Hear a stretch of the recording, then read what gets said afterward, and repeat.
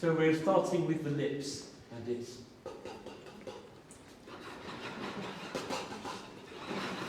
Then we're moving to the hard palate. Make it strong. Call and response. Going back to the soft palate.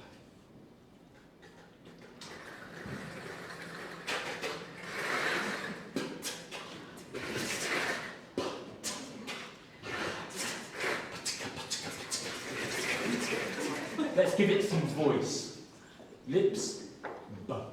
Ba ba ba ba. Ba ba ba ba. Hard palate. Da. Da. Da. Da da da da. Da da da da. Ba da. Soft palate. Ga. Ga. Ga. Ga. Ga. Ga. Badaga. Badaga, badaga, badaga. Listen. Train. Badaga. Badaga.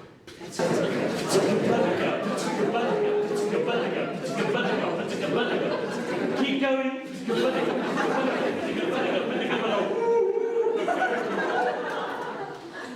That's a drama warm-up, because when I'm doing a theatre show outdoors, it's not the sounds, the vowels that people don't pick up, it's the consonants. If you've got the consonants clear, then people can hear you 100 meters. The sun is shining. It is so warm. It's a beautiful, clear lake. And as you walk past a beautiful, clear lake, you see a tree. And in the tree is laden with fruit. And almost in dreamlike slow motion, just look up at that fruit. The fruit of your imagination. See how it hangs heavy in the tree. And reach up so slowly with your right hand. Just reach up, and it's quite high, so just stretch your shoulder. Feel the muscles and the body stretch up. Just stretching a little bit forward, waking up that forward. That fruit does look right. Left hand, reaching up so slowly. Going onto your tiptoes, but keeping your balance. Plucking the fruit of your imagination. Oh, this one feels just right. This one, I can smell that it's ready to eat. Somehow you're going to peel it. Look at the flesh. Look at the colours. Are there pips? Is there a stone? Touch the flesh. Yes, let's taste it.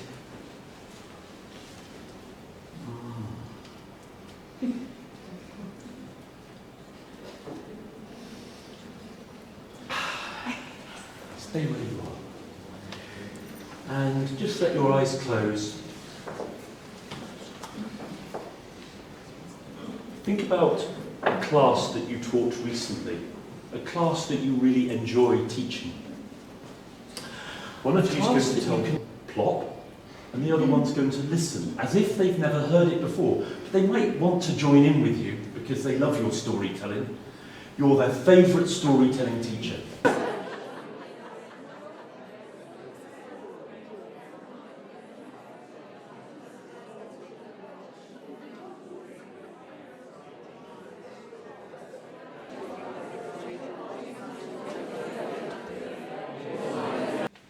Jaguar knew he'd been chipped by the rabbit, and he out of the cage, and he ran out of the house, and he looked for Conejo in the forest.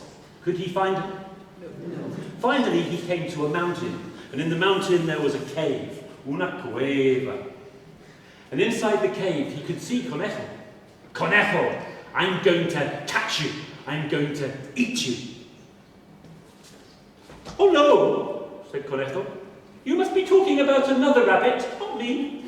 But now you are here, Jaguar, you can help me. You see, I'm building this house and it's going to fall down. I'm holding up the walls, but my paws are weak. Help me, Jaguar. You are so strong. Look at your strong paws. You could hold this up while I could go and fetch a stick to support the walls of my house. Wow. I am strong. The Jaguar padded into the cave and he put his strong patas paws against the walls. And with a hop and a skip, Conejo was out of the cave and into the forest and away. And, well, Jaguar, can you show me your patas? He waited there, and he waited there, and he waited there.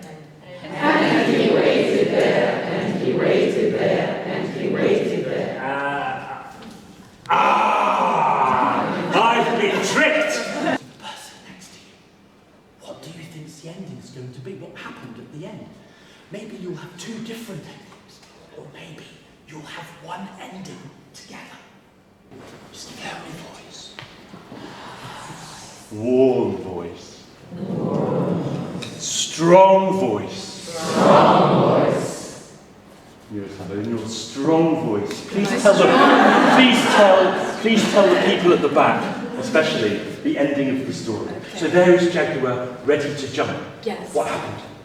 The rabbit, the conejo, he was bouncing and bouncing up and down until suddenly he bounced up really, really high. And there was some magic working, and the conejo, he got wings. And this is how the flying conejo originated. And there is Jack looking at the rabbit and says, now I'm going to get you. And then it jumped, and it got the rabbit, and it ate it. The moral of the story is, don't play games with Jaguar. Jaguar got ready to jump. I'm going to kill that rabbit. I'm going to eat that rabbit. And Jaguar leapt into the air, and he flew through the air. And there was Rabbit bouncing up and down. Jaguar, with his strong paws, he pushed Rabbit down to the ground and held him between his strong paws. I'm going to eat you, Rabbit. Voy a comerte, conejo. Conejo, he wriggled. He wriggled, and he wriggled, and he wriggled between the Jaguar's paws, and suddenly he was free. And with his elastic vine, he went flying higher and higher and higher until Rabbit landed on the moon. They say in Mayan culture that when the moon is full and round and red, you can see Conejo lying on his back, still laughing about how he tricked the Jaguar. The session is about rhythm, rhyme, repetition, response, and remembering. Well, the 5 R's. Waited there. That's repetition and rhythm at the same time. And what's the effect for you, Jana, of the rhythm of that? They waited there, and they waited there, and they waited there. And it brings dynamic into the story. It makes it a lot more, interesting. It makes me want to participate more. And it makes me be able to actually imagine that I am that person. I am that animal. Rhythm. I mean, when we tell stories, our speech pattern tends to change. We go into slightly heightened speech. But when we go into things like he waited there and he waited there, it becomes even more heightened. It steps up again. Maybe there's a pause, and then that is very rhythmically presented. And then maybe at the end of an episode, you waited there with, I've been tricked. There's a kind of, oh, that's the end of that episode. And now the new episode begins, the new part of the story. So often in stories, we might have refrains or rhymes that occur repeatedly, often 3 times through the story. And it's great kind of drilling. Jamie was talking about drilling yesterday morning. It's drilling within the story. Students are completely unaware, usually, of the fact that we have any repeated actions? Yes. Physical repetition. For example, Running Everybody, they ran and they ran. We have this physical repetition that supports the text. Okay. So we can repeat sounds, we can repeat words, we can repeat phrases, we can repeat rhymes, we can repeat lines of a song, we can repeat actions, gesture or mind that might be accompanying phrases or words to support that. And then look at this at the bottom. Can you see at the back? Right, gesture indicating first time, repeat after teacher. Second time, repeat with teacher. Third time, repeat without teacher. If you go back to Rabbit and Jaguar, the first time I said, they waited there and they waited there. No, sorry, Jaguar, he waited there and he waited there and he waited there. He waited there. He waited there. He waited there. Repeat after teacher. The second time, he waited there and he waited there and he waited there. And the third time, repeating without the teacher. So very, very simple. Students responding during the storytelling, while they are being told the story. What's happening? How are they responding? How are you responding when you're listening to the story?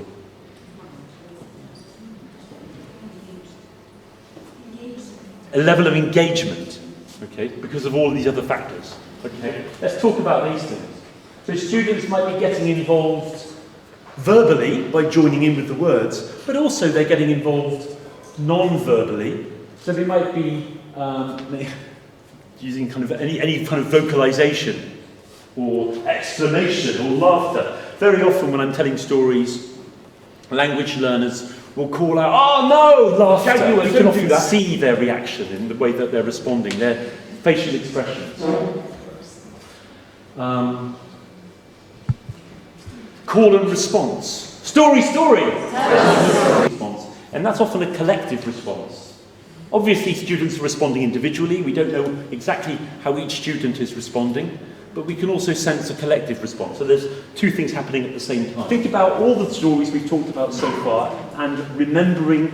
So as a student listening to the story, what's happening in terms of memory and Students remembering? remember long phrases or sentences. For example, they ran and ran deep into, as fast as they could, they ran deep into the wood. That's a very long phrase for a child. It is quite a long chunk of language, isn't it? Is it possible for them to remember all of that? Well, if it's repeated a lot of times. Is it possible for students who are starting with English to remember long chunks? I think so. When you connect movement and repetition and do it again and again, then it's easier to remember for the children. They start repeating after you. They start repeating after you, they start saying with you, and then with that gesture, that little gesture. And here, this big room, so I'm using quite a big gesture. But if I'm sitting down with 10 students, the gesture may be just, it's just that lift of the chin, that raise of the eyebrow. And students, they want to join in, but that's the invitation. And the invitation takes a little bit of mental imagery, emotion, language, memory are all very closely connected. Yes, Rika? Yes, I would like to add that for me, for example, it's easier to remember clock because it has so much rhythm and it has a melody, unlike the Salmon Stone, which does have a deeper emotion. And I do remember the emotion, but I don't actually remember how you said story. You remember the emotion, but Yes. but the story is different. So I would describe the story with my own words. Yeah. However, I would tell Colloque more with your words than with mine. Absolutely. And am I right to think, Reka, that you're quite a musical and rhythmic person? I would say so, and that's often true. Like me, rhythm and melody are very intrinsic to the way I learn stories and I tell stories. And if people are like, I can't stop myself from being rhythmic. One is direct speech. I usually talk the words of the character. Rather than use reported speech, I become the character. And I think that has a lot of impact for students who are learning the language. I try to vary my voice, sometimes louder, sometimes very, very quiet. But if I'm speaking quietly, I have to remember my consonants. The pitch of my voice, sometimes high up and up to the moon. And the tempo, sometimes slower, sometimes faster. How do you think modulating the voice is useful in storytelling? Yes. Useful for the language learning? Posture, the expression, the mannerism. Maybe the mannerism, I don't know, scratching. The voice, I'm going to eat you, of the character. What's the effect of becoming the character when you're telling a story? It's easier to imagine. Easier to imagine, and maybe it's also just more fun as well. Yeah. Okay. Using sensory effects. We might have things like sound, chimes. I use a lot of sound. But we also might use, I don't know, we might use beautiful movement. Of, I don't know. What could this be? I don't know. It could be a meadow of flowers. Or it could be the wind. I work a lot with disabled people. And I use a lot of sensory things. A lot of wind movement and temperature. So if we have a story with bread, I have very hot bread that I've just taken out of the microwave, and they all feel the bread while I'm telling the story. And then that's contrasted. Maybe they have to cross a frozen pond, and I have a bowl full of ice, and they put their hand into the ice while I'm describing the frozen pond. So, but those things actually, I've translated them into my language teaching as well, because they really support language learning. So lots of sensory things. Feeling things, feeling texture. We'll look at that tomorrow, feeling texture. Using gesture and mime. Were there any mimes in the stories? What mimes do you remember?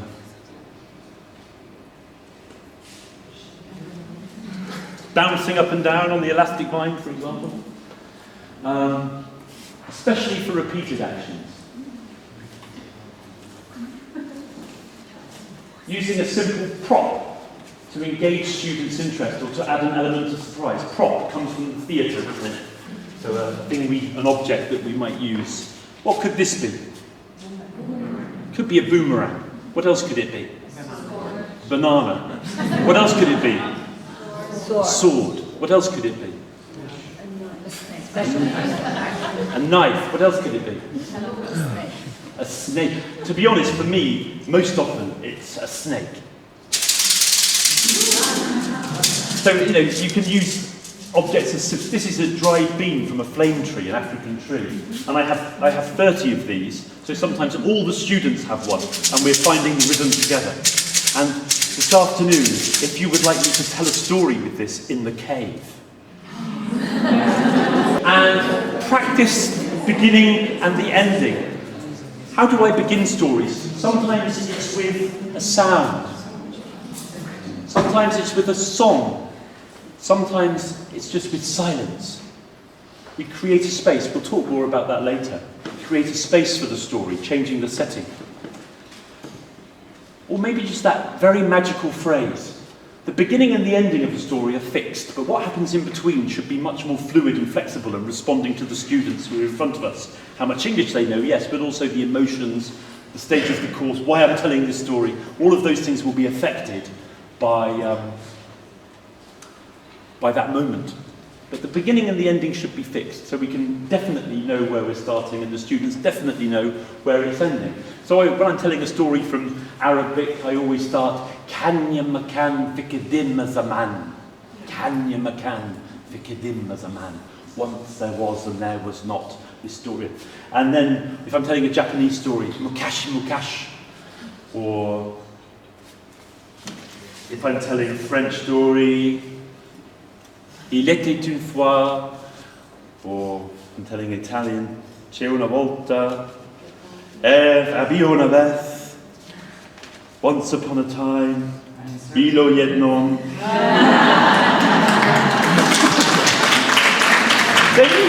These phrases are really, really important, aren't they? They're very magical. As soon as we hear that phrase, you laughed. Oh, I love that phrase. It has so much meaning. And the same at the end, the finishing of it. They lived happily ever after in the traditional fairy tales. And my favourite is Spanish, where they say, eran felices y comieron perdices. They were happy and they ate partridges. I mean, isn't that wonderful? Because of the rhyme. Just so nonsensical. But my favourite ending of all comes from Albania. And one of the traditional endings in Albania is 3 apples fell from the tree. The first apple was for the one who told the story. The second apple was for the one who listened. And the third apple, the sweetest apple, for the one who takes the story and tells it to others. When you take these stories and tell them to others, taste the sweetness of the story.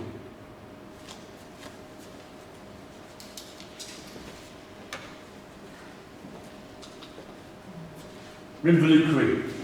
Fairy stories are often familiar in outline. The language is simple, yet the meanings are evocative and many-layered. Many-layered. We'll talk more about that in the workshop. A final image. The sweetest apple is for the one who takes the story and tells it to others. Thank you very much. See you in the workshop.